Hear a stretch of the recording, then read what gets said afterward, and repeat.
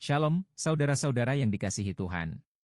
Kita berjumpa lagi di channel ini, dalam program Renungan Harian Gepekris Pangkal Pinang.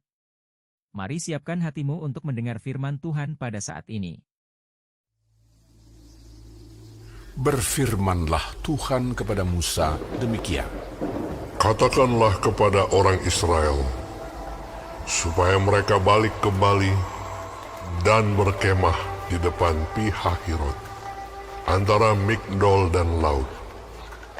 Tepat di depan Baal Zefon, berkemahlah kamu di tepi laut. Maka Firaun akan berkata tentang orang Israel, mereka telah sesat di negeri ini, padang gurun telah mengurung mereka. Aku akan mengeraskan hati Firaun, sehingga ia mengejar mereka.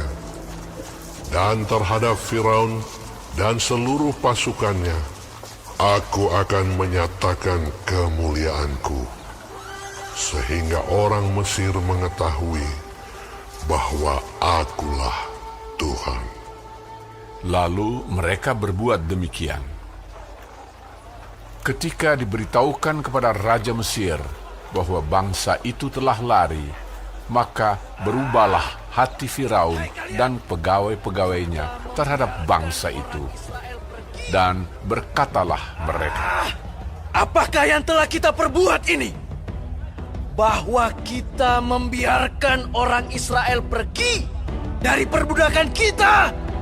Kemudian ia memasang keretanya dan membawa rakyatnya serta. Ia membawa 600 kereta yang terpilih. Ya, segala kereta Mesir, masing-masing lengkap dengan perwiranya. Demikianlah Tuhan mengeraskan hati Firaun, Raja Mesir itu, sehingga ia mengejar orang Israel. Tetapi orang Israel berjalan terus dipimpin oleh tangan yang dinaikkan.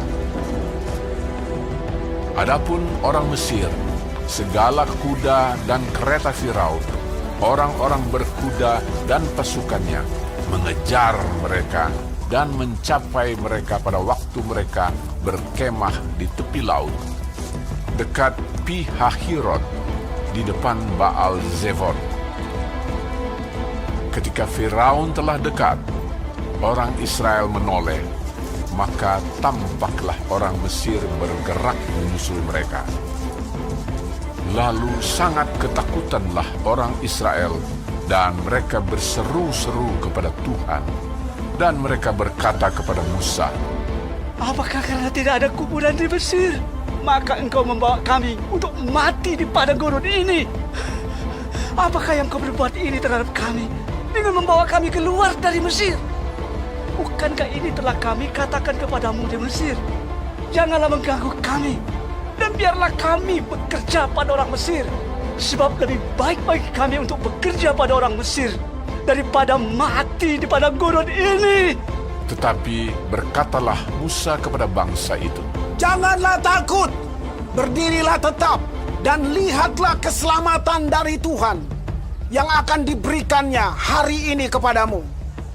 Sebab orang Mesir yang kamu lihat hari ini tidak akan kamu lihat lagi untuk selama-lamanya.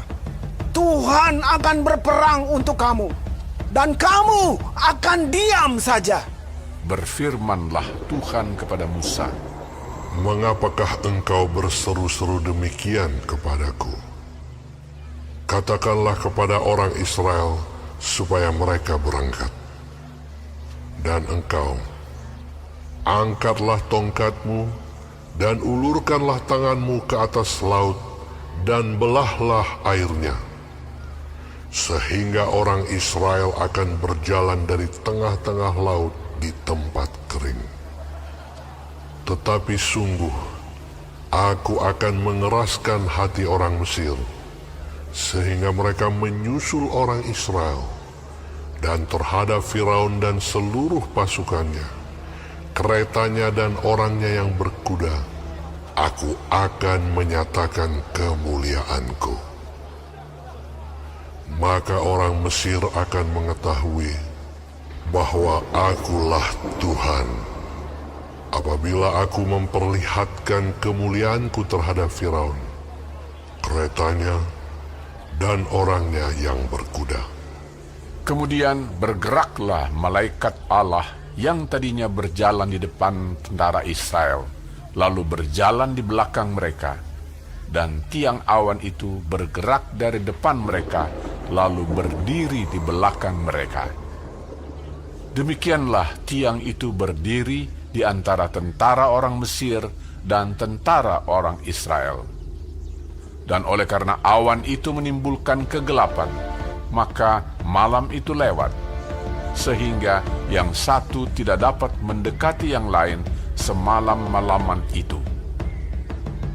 Lalu Musa mengulurkan tangannya ke atas laut, dan semalam-malaman itu Tuhan menguakkan air laut dengan perantaraan angin timur yang keras, membuat laut itu menjadi tanah kering, maka terbelahlah air itu. Demikianlah orang Israel berjalan dari tengah-tengah laut di tempat kering, sedang di kiri dan di kanan mereka air itu sebagai tembok bagi mereka. Orang Mesir mengejar dan menyusul mereka. Segala kuda Firaun, keretanya dan orangnya yang berkuda, sampai ke tengah-tengah laut. Dan pada waktu jaga pagi, Tuhan yang di dalam tiang api dan awan itu memandang kepada tentara orang Mesir, lalu dikacaukannya tentara orang Mesir itu. Ia membuat roda keretanya berjalan miring dan maju dengan berat, sehingga orang Mesir berkata, Marilah kita lari meninggalkan orang Israel, sebab Tuhanlah yang berperang untuk mereka melawan Mesir. Berfirmanlah Tuhan kepada Musa, Ulurkanlah tanganmu ke atas laut, supaya air berbalik meliputi orang Mesir, meliputi kereta mereka dan orang mereka yang berkuda.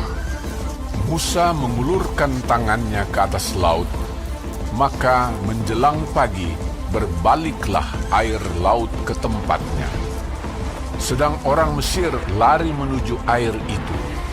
Demikianlah Tuhan mencampakkan orang Mesir ke tengah-tengah laut. Berbaliklah segala air itu, lalu menutupi kereta dan orang berkuda dari seluruh pasukan Firaun, yang telah menyusul orang Israel itu ke laut. Seorang pun tidak ada yang tinggal dari mereka.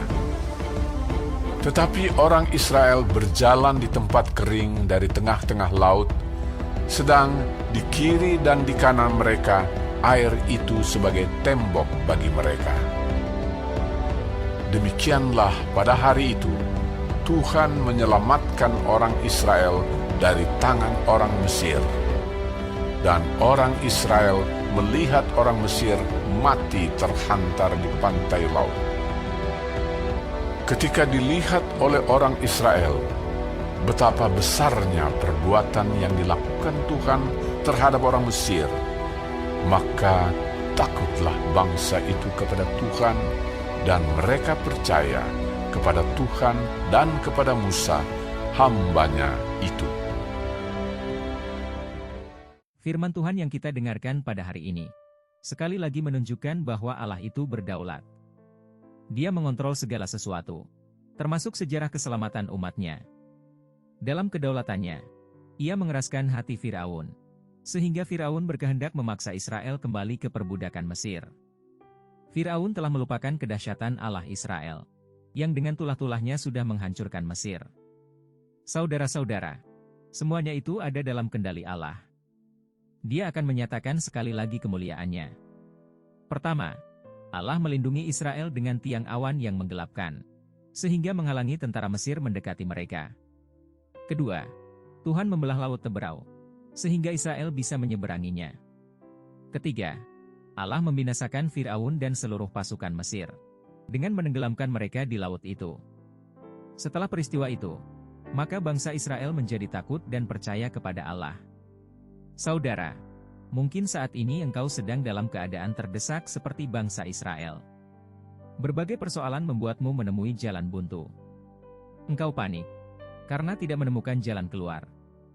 Dan engkau tidak mengerti mengapa Tuhan menempatkanmu dalam situasi seperti demikian?